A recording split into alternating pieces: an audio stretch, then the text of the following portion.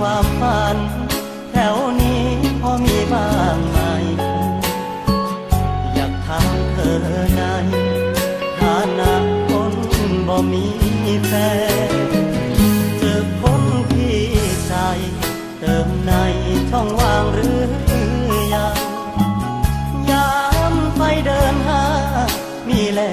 วบอกคนควงแขนรสนิยมแบบใดใกล้คำว่าแฟนลูกทุ่งอินแค่หรือเป็นแฟนเพลงสตริงโยนหินทางเท้าโยนใจอ้างว้างถามเธอถามซื่อๆปนเสอ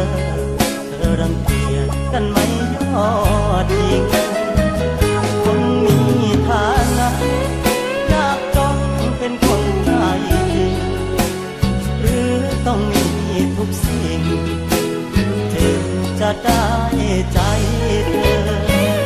มีแฟนแล้วบอกเครียดกันว่านอที่ทางหากเกินใจห้ามแก้วตาอย่าว่ากันเด้อคำว่าที่รักอยากเม้นเอาไว้สักเบอร์คนนั้นของเธอแบบนี้ใกล้เคียงกันบ่